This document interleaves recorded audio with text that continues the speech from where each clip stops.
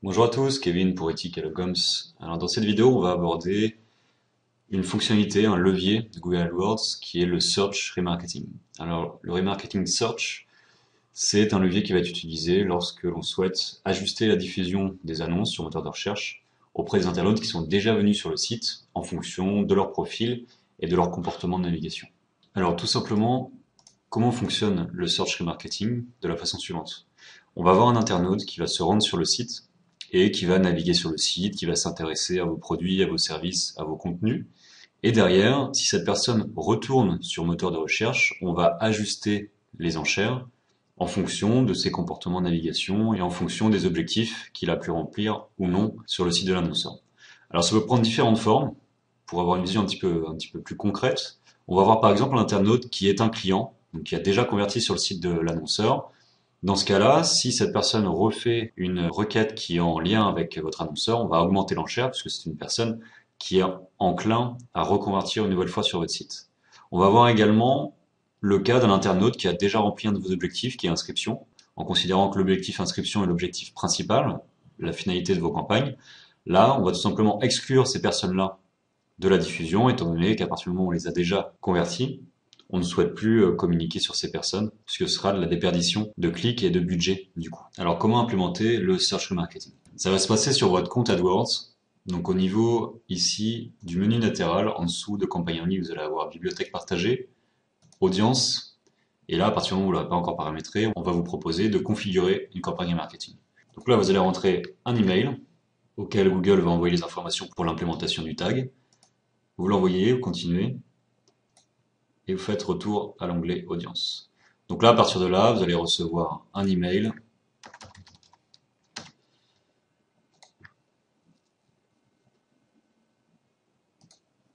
avec la procédure à suivre pour poser le tag remarketing, ici. Donc c'est un tag à poser sur l'ensemble des pages du site et qui va vous permettre ensuite de pouvoir créer des audiences. Ça prend pas mal de temps au niveau de la création des audiences puisqu'il faut que les personnes viennent sur votre site pour ensuite être ajoutées à ces listes d'audience. Donc je vous conseille de le faire assez rapidement de façon à pouvoir récupérer suffisamment d'informations pour pouvoir activer les campagnes Search Remarketing. Si vous n'avez pas assez d'informations, si vous n'avez pas assez d'internautes dans vos listes d'audience, vous ne pourrez pas l'activer. Donc une fois que le tag sera posé, vous allez commencer à récolter des informations, qu'on va voir ici, donc avec un nombre d'internautes, un nombre de visiteurs qui vont constituer votre liste d'audience. Donc là, c'est sur tous les visiteurs du site. Il va falloir que vous créez des listes spécifiques qui correspondent à vos objectifs et pour lesquels vous voulez ajuster les enchères sur moteur de recherche. Donc là, par exemple, je vais faire un test. Donc ce sera le visiteur d'une page. Cette page sera la page de confirmation de demande d'information, de demande de contact. Je vais prendre sur 30 jours et je vais enregistrer. Donc là, l'intérêt, ça va être de se dire, je vais ajuster les enchères sur moteur de recherche pour toutes les personnes qui ont déjà converti sur le site. Donc une fois qu'on aura créé nos audiences, on va les appliquer aux campagnes. Donc là, on est au niveau de la campagne, on va aller chercher le groupe d'annonces et on va aller dans cet onglet audience. Il faut que toutes les fonctionnalités de votre campagne soient activées pour pouvoir avoir accès à cet onglet-là. Et on va aller appliquer donc notre liste de remarketing, qui est la liste test, à notre groupe d'annonces. Donc vous avez deux possibilités. Soit vous définissez une enchère pour cette audience, donc vous allez ajuster l'enchère, soit vous décidez de n'afficher les annonces qu'auprès des personnes qui sont dans cette liste. D'un côté, on va avoir juste un ajustement des enchères en fonction de cette audience, et dans l'autre cas, on ne va communiquer qu'auprès de cette audience que l'on aura définie.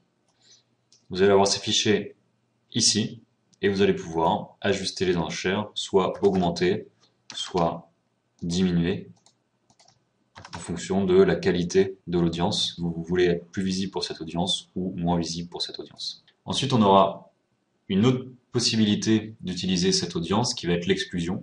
Donc là, par exemple, je vais pouvoir ajouter ma liste remarketing pour dire que sur cette campagne, enfin sur ce groupe d'annonces, je ne veux pas communiquer, je ne veux plus communiquer auprès de ces personnes qui sont déjà venues sur mon site et qui ont déjà converti, qui ont déjà fait une demande de contact.